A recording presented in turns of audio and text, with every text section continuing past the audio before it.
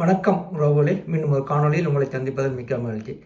தமிழக வாக்காளர் பெருமக்களே, இந்த வருடம் 2026 சட்டமன்ற தேர்தல் நடக்க இருக்குது. அதுக்குரிய ஆயத்தங்கள் எல்லாம் தொடங்கிவிட்டோம். தேர்தல் பிரச்சாரங்கள் எல்லாம் நடைபெற்று கொண்டிருக்கிறது. மறக்காமல் நீங்கள் உங்கள் மனதில் வச்சுக்கொள்ளுங்க, ஒரு மக்களை ஆள ஒரு அரசாங்கம், ஒரு தலைவன் வேணும்னு சொன்னால் அவன் மக்கள் மீதும் அந்த மண் மீதும் அந்த பெற்றுக்கொண்டவராக இருக்க வேணும்.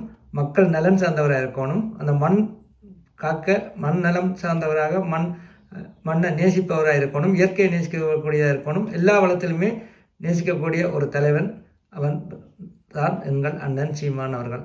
ஆகவே தமிழக வாக்காளர் பெருமக்களே, இந்த முறை நீங்கள் மறக்காமல் கண்டிப்பாக நாம் தமிழர் கட்சிக்கு வாக்களித்து அண்ணனோட சேர்ந்து தம்பி தங்கைகளையும் சட்டமன்றம் சென்று ஒரு நல்லாட்சி தருவதற்கு வாக்களிப்பீர்களாக.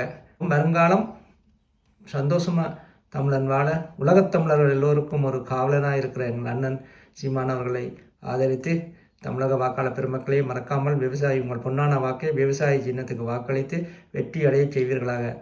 தொடர்ந்து வரும் காணொலியை பாருங்கள். தொடர்ச்சியாக என்னால் முடிந்த ஒரு ஆதரவை நான் தமிழர் கட்சிக்காக காணொலி பதிவிட்டு கொண்டு வருகிறேன்.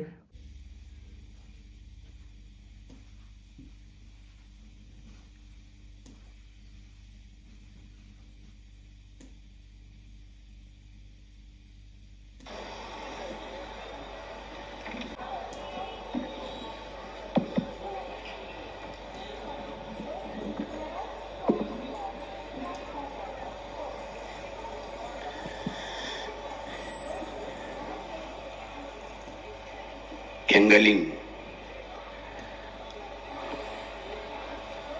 உணர்வோடும் உயிரோடும் கலந்து வாழுகின்ற அன்பு சொந்தங்கள் அனைவருக்கும் வணக்கம். நீண்ட காலமாக நம் மண்ணில்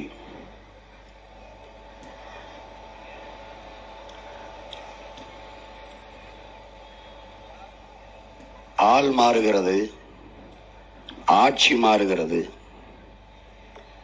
ஆட்சியின் முறை மாறவில்லை. ஒரு கட்சி அதை வீழ்த்தி இன்னொரு கட்சியை 5 ஆண்டுகளுக்கு அமரச் செய்வது, பிறகு அந்த கட்சியை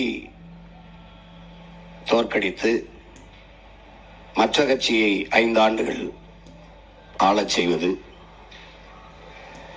இது தொடர்ந்து 60 ஆண்டுகளாக நடந்து வருகிறது. ஆனால் ஆட்சியின் முறை மாறுகிறதா? அதே நிர்வாகம்தான், ஒரே கட்சி ஆட்சி முறை போலதான்.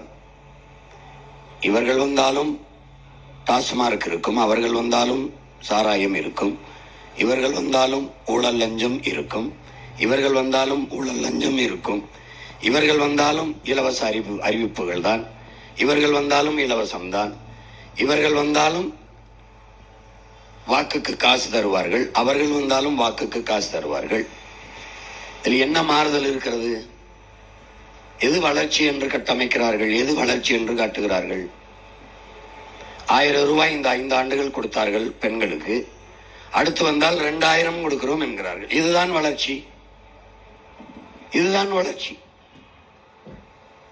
ஒரு நல்ல ஆட்சி என்பது தன் நாட்டு குடிகள் ஒரு தற்சார்பு வாழ்க்கையை வாழ்கிற ஒரு வாழ்க்கை முறையை ஏற்படுத்தி கொடுக்கணும். 1000 ரூபாய்னா ஒரு நாளைக்கு 30 ரூபா, 2000னா 60 ரூபா. 60 ரூபாய் கூட ஈட்டிக்கொள்ள முடியாத, சம்பாதித்துக் கொள்ள முடியாத ஏழ்மை வறுமையின் நிலையில் நாட்டு பெண்களை வைப்பது எவ்வளவு இழிவு! அடிப்படை தேவைதான் ஒரு மாவரைக்கிற இயந்திரம், மசாலா அரைக்கிற இயந்திரம், பிள்ளைகளுக்கு மடிக்கணினி, ஒரு குளிர்சாதன பெட்டி, இதெல்லாம் அடிப்படை தேவைதான். இதை வாங்கிக் கொள்ள கூட முடியாத ஒரு வறுமை நிலை, ஒரு வருவாய் இல்லாத நிலையில் தன் நாட்டு மக்களை எல்லாம் வைத்திருப்பது எப்படிப்பட்ட ஆட்சி முறை? எப்படி? இது விடுதலை பெற்ற காலத்தில் தொடங்கியது இல்லையே. விடுதலை பெற்று 80 ஆண்டுகள் ஆயிடுச்சு. மாறி மாறி இவர்கள் ஆட்சி செய்து ஒவ்வொரு ஆண்டும் வரும்போதும் இலவச அறிவிப்புகளையே செய்து கொண்டிருக்கிறார்கள் என்றால், அப்ப எந்த மாறுதலும் இல்லை, மக்களின் வாழ்க்கை தரத்தில் எந்த உயர்வும் இல்லை, எந்த மாற்றமும் இல்லை, எந்த முன்னேற்றமும் இல்லை என்பதை நாம் பார்க்கணும். அப்ப இதை மாற்றணும். அப்ப தற்சார்பு ஒரு வாழ்க்கை முறையை, அடிப்படை தேவைகளை நம் நாட்டு மக்களை நிறைவேற்றி கொண்டு தன்மானத்தோடு தலை நிமிர்ந்து வாழ்கிற வாழ்க்கையை கொடுக்கிற ஒரு ஆட்சி முறையை உருவாக்கணும். ஊழல் லஞ்சமற்ற உண்மையும் நேர்மையுமான நிர்வாகம், பசி பஞ்சமில்லாத ஒரு தேசம், அதை படைக்கணும். இப்ப சாதிய இழிவு, தீண்டாமை கொடுமைகள், பெண்ணிய அடிமைத்தனம், வன்புணர்வு, படுகொலைகள், பெண்களுக்கு பாதுகாப்பற்ற சூழல் இருக்கிறது. அது இல்லாத ஒரு தேசம். மது மத போதை இல்லாத தேசம், வளக்கொள்ளைகள் இல்லாத ஒரு நாடு. ஏனென்றால் எதை இழந்தாலும் மீட்டுக் கொள்ளலாம். ஊழல் லஞ்சம் எல்லாம் ஒரு நிர்வாக சீர்கேடு, அதை சரி செய்து விடலாம். பசி பஞ்சத்தை போக்கி விடலாம். வேலையின்மை வேலை கொடுத்து விடலாம். காடுகள் அழிக்கப்பட்டது வளர்த்து விடலாம். நீர் உறிஞ்சி விற்கப்பட்டது சேமித்து விடலாம். ஆனால் வளக்கொள்ளையில் மிக கொடுமையான கொள்ளை மலையை மணலாக்கி விற்பதும், ஆத்து மணலை அள்ளி விற்பதும். இது யாராலும் உருவாக்க முடியாது. அது இயற்கையின் அரும்பெரும் கொடை. இவர்களால், இத்தனை ஆண்டுகள் ஆட்சி செய்கிறவர்களால் ஒரு அற்ப பிளாஸ்டிக் பாலித்தீனை கூட, ஒரு குலைமம் நெகிழிங்கிற இந்த பிளாஸ்டிக் பாலித்தீனை கூட தடை செய்ய முடியவில்லை. ஆனால் எல்லா இடத்திலும் சொல்வார்கள், பிளாஸ்டிக் இல்லாத நகரத்தை, பிளாஸ்டிக் இல்லாத நாட்டை உருவாக்குவோம் என்று. பூமியை அழிப்பதற்கு அணுகுண்டு தேவையில்லை, பிளாஸ்டிக்கே போதும் என்கிறார்கள். அணுகுண்டு போட்டால் அந்த நொடியில் அழியும், பிளாஸ்டிக்கை போட்டால் சிறுக சிறுக அழியும். அது மண்ணோடு மண்ணாக மக்கி போவதற்கு என் அன்பு தம்பி தங்கை இளையர் அருமை சொந்தங்களே, 5 லட்சம் ஆண்டு ஆகும், 5 லட்சம் ஆண்டுகள் ஆகும்னு ஒருத்தர், 50,000 ஆண்டுகள்னு ஒருத்தர். யாருக்கும் தெரியாது எப்ப மக்கி எப்ப மண்ணோடு மண்ணா போகும் என்று. நாடே பிளாஸ்டிக் குப்பையாக கிடக்கிறதை நீங்கள் பார்ப்பீர்கள். மலையளவு உயர்ந்து பிளாஸ்டிக் குப்பைகள் இருப்பதை நீங்கள் பார்க்கிறீர்கள். அதை கூட தடுக்க முடியவில்லை. மாற்று பயன்பாடு இருக்கிறது. பை என்றால் இவர்கள் அறிவித்தார்கள், திமுக ஆட்சிக்கு வந்தவன மீண்டும் மஞ்சப்பை. இது எவ்வளவு வேடிக்கையான அறிவிப்பு. ஏன் அது பை மஞ்சளா தான் இருக்கணுமா? பச்சையா இருக்கக்கூடாதா, வெள்ளையா இருக்கக்கூடாதா, ஊதாவா இருக்கக்கூடாதா? பை எந்த வண்ணத்திலும் இருக்கலாம், துணி பையா இருக்கணும், அதான் முதன்மையானது. மஞ்ச பை என்று அறிவித்தார்கள். எத்தனை பேர் மஞ்ச பையை பயன்படுத்துகிறார்கள்? அதே பிளாஸ்டிக் தான். ஒரு துணி கடைக்கு போனால், ஒரு காய்கறி கடைக்கு போனால், எந்த கடைக்கு போனாலும் அவர்கள் அந்த பையில தான் உங்கள் உடையை, உங்கள் பொருட்களை வைத்துக் கொடுக்கிறார்கள். இதுக்கு மாற்று இல்லையா? இருக்கிறது. சணல் பை இருக்கிறது, வாழை நாரில் செய்கிற பைகள் இருக்கிறது. இப்போதெல்லாம் ஜப்பானிலே இதே பிளாஸ்டிக் போலவே மரவள்ளி கிழங்கில் செய்கிறான் பிளாஸ்டிக் பை போல. அது மக்கள் எப்படி தண்ணியில விட கரைஞ்சு போயிருது. அந்த நுட்பத்தையே நம் கடைபிடித்து மாற்றுக்கு போகக்கூடாது.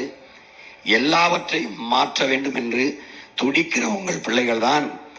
இது மாற்றம் என்பது சொல்லல்ல, செயல். மாறுவோம், மாற்றுவோம். இது மாற்றத்திற்கான எளிய மக்களின் புரட்சி என்று தொடர்ந்து பேசிக்கொண்டு வருகிறோம்.